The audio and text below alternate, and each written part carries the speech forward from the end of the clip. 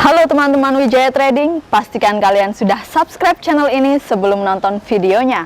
Jangan lupa like, komen, dan share video ini jika bermanfaat. Bagi teman-teman yang baru belajar, saya akan memberikan beberapa materi nantinya berkaitan dengan trading khususnya ya.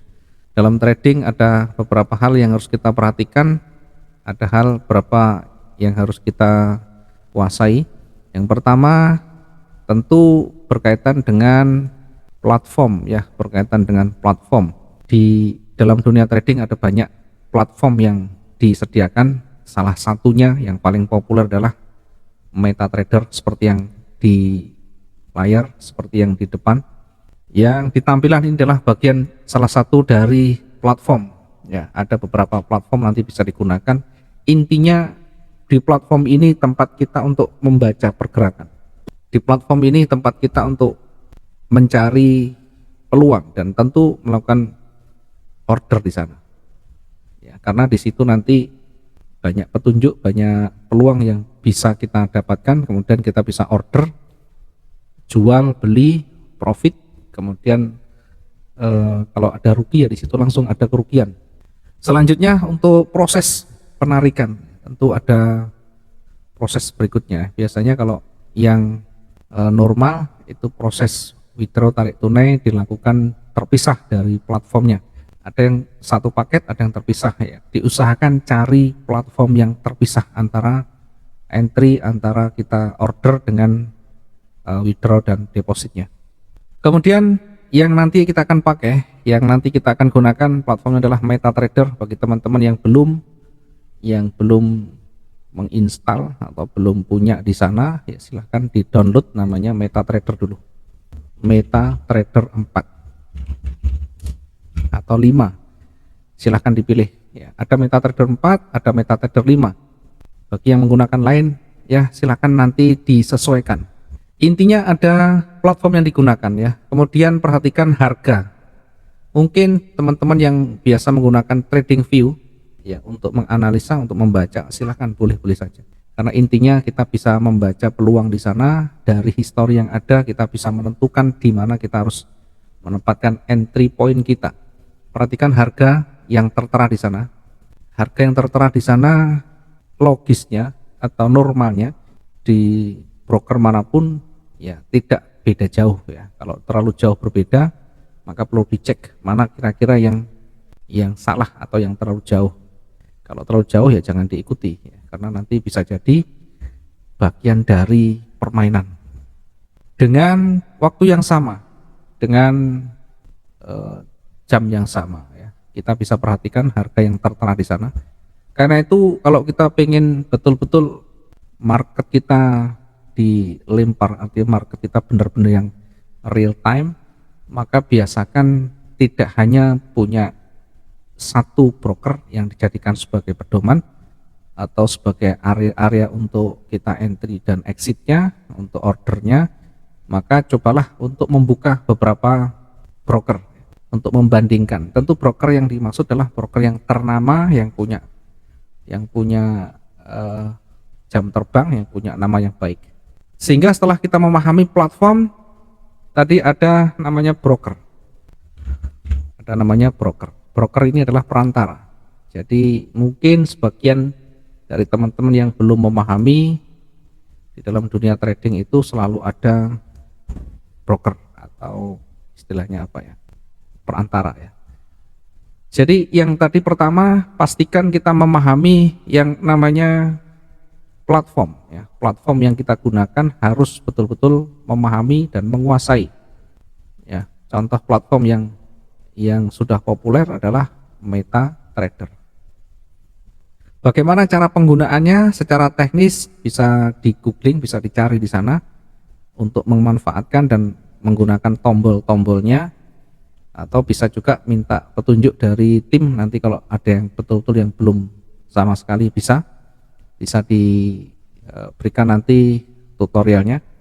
Kemudian selanjutnya yang berikutnya, setelah kita memahami platform, maka yang kedua pastikan ya, yang kedua pastikan kita memilih broker. memilih broker.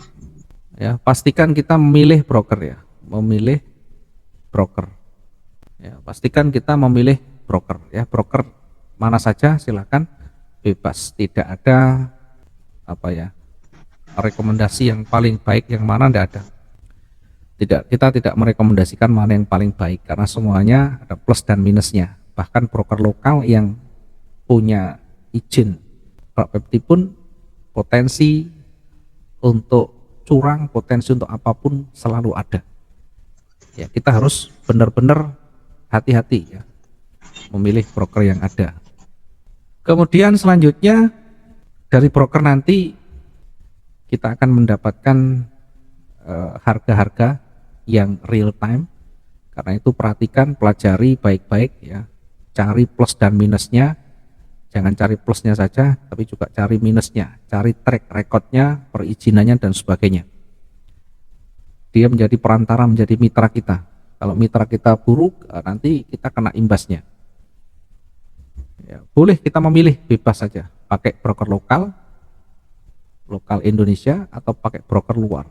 Ya. Karena pilihan itu adalah hak dan itu bebas. Kemudian modal yang digunakan pun bebas ya. Kita boleh menggunakan modal berapapun, modal kecil, modal besar. Dari sekian banyak broker nanti akan menyediakan minimal deposit. Ada yang menyediakan deposit minimal $100. Ada yang menyediakan hanya $50 misalkan, atau $10.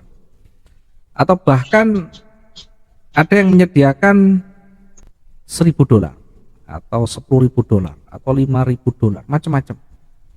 Sekali lagi, pilih mana broker yang sesuai, broker yang pas menurut kita.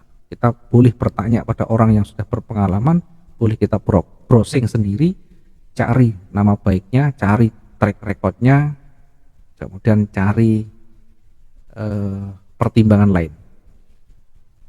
Karena kalau sudah memilih, maka harus tahu konsekuensinya. Tidak bisa kita seorang trader ini langsung berdiri sendiri, kita masuk pasar luar, tidak bisa. Ya, tidak bisa kita langsung masuk ke pasar besarnya pun tidak bisa. Tidak punya kemampuan, tidak punya apa legal standing untuk kita masuk ke sana, karena harus betul-betul memenuhi syarat tertentu.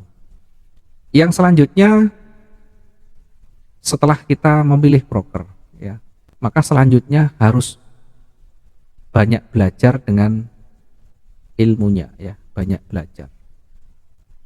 Harus banyak belajar dengan ilmunya. Harus banyak belajar ilmunya. Ilmu trading itu sangat luas sekali ya.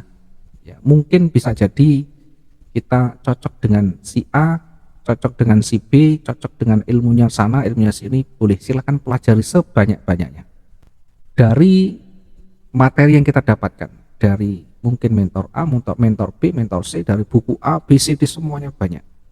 Ada yang menyediakan standar mungkin menggunakan standar buku ya, standar referensi, sehingga nanti di situ ada yang harus dipahami, termasuk misalnya menggunakan moving average, menggunakan Bollinger Band, stock holistic, RSI dan sebagainya. Ada yang menggunakan indikator lain yang mungkin bisa diciptakan sendiri atau bisa beli dan sebagainya. Atau bisa jadi menggunakan hanya candle ya, menggunakan ilmu price action namanya.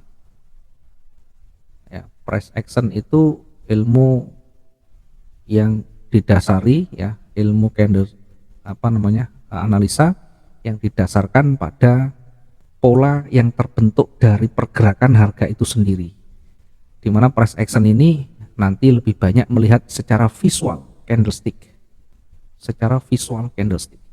Jadi price action ini jangan diartikan sebagai pola-pola candlestick yang ada di buku, yang ada di mungkin di internet dan sebagainya.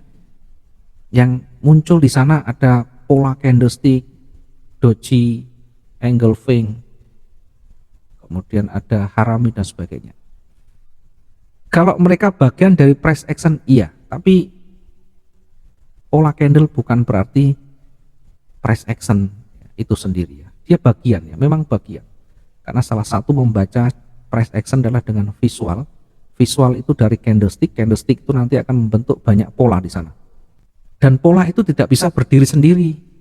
Kalau kita banyak belajar buku, kalau kita banyak belajar dari referensi, buku manapun yang mempelajari candlestick, nanti dia pasti yang muncul adalah pola candlestick. Kalau kita hanya belajar pola candlestick, selamanya tidak akan paham, tidak akan menemukan titik entry yang tepat. Karena tidak bisa berdiri sendiri di sana.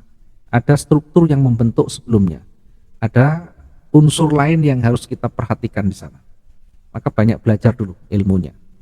Setelah banyak belajar, maka banyak praktek atau menguji. Kebanyakan di antara kita hanya mempelajari secara teori, kemudian karena IQ-nya tinggi, akademisnya tinggi, ya, basic keilmuannya bagus, merasa cukup, ya, sudah memahami teorinya, seperti ini, oke, ini seperti ini, nanti naik, seperti ini turun. Tapi tidak banyak praktek, tidak banyak mencoba. Maka yang terjadi sama saja nanti, ketika kita menghadapi pasar yang agak berbeda dari teorinya, tentu kita akan kesulitan. Karena dalam trading yang paling banyak adalah mempraktekkan atau memvisualisasikan juga ya. Yang kita pelajari, yang kita fahami, kemudian diterapkan dalam real market. Sehingga nanti ketemu di sana, oh ternyata tidak selamanya pola candle ini memberikan petunjuk yang kuat. Ada kalanya berlawanan. Nah, disitulah nanti pentingnya kita mempelajari dan mempraktekkan namanya sistem risk management. Risk management. Atau bisa bahasa lainnya adalah manajemen resiko. Ya, saya tulis risk management atau bisa juga dengan recovery. Jadi setelah kita paham platformnya, harus kita nanti memilih brokernya. Apakah kita hanya belajar di demo? Tidak masalah. Biar kita mengetahui ritmenya broker tersebut ya. Biar kita memahami. Kalaupun mungkin belum kita memilih, tidak masalah. Kita banyak belajar dulu, banyak mempelajari ilmunya dulu. Setelah kita banyak belajar ilmunya, maka praktekkan. Belajar tidak bisa serta-merta memahami dan bisa praktek, terus kita real account, tidak bisa. Ada waktunya kita mengalami pergerakan pasar yang datar, ada kalanya kita harus mengalami pergerakan market yang tren, ada kalanya kita harus memahami pergerakan pasar yang ekstrim, sehingga sudah tidak heran, tidak panik lagi menghadapi kondisi pasar. Yang keempat, perhatikan risk management atau recovery-nya. Tidak akan sempurna, tidak akan kita bisa bertahan lama kalau hanya tahu ilmunya, bisa praktek tapi tidak paham dengan manajemen resiko. Kapan kita akan meresikokan, kapan kita akan bersabar membiarkan marketnya masih berjalan, atau kita hold yang kita sudah entry-kan. Ada kalanya ketika kita entry buy, market turun sedikit sudah kita bimbang, kita ragu dan panik menghadapinya, sehingga harus cut loss di awal. Padahal begitu cut loss marketnya jalan, ya, marketnya sesuai dengan yang kita analiskan tadi. Maka yang ada kita selalu kena prank. Entry buy marketnya turun, kita panik. Entry sell marketnya naik, kita panik. Karena tidak punya pegangan, tidak memahami risk management dengan baik. Yang ada adalah ketakutan, dan ketakutan. Itulah yang terjadi. Karena tidak ketemu, belum ketemu.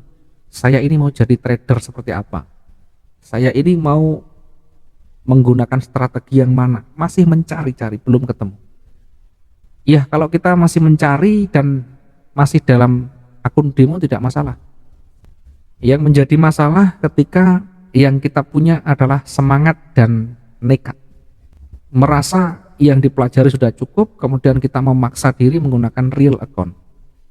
Yang ada tadi sudah kita sampaikan ya, ilmu belum cukup, pengalaman belum cukup juga. Sehingga ketika menghadapi kondisi pasar yang di luar yang diperkirakan, kacau sudah.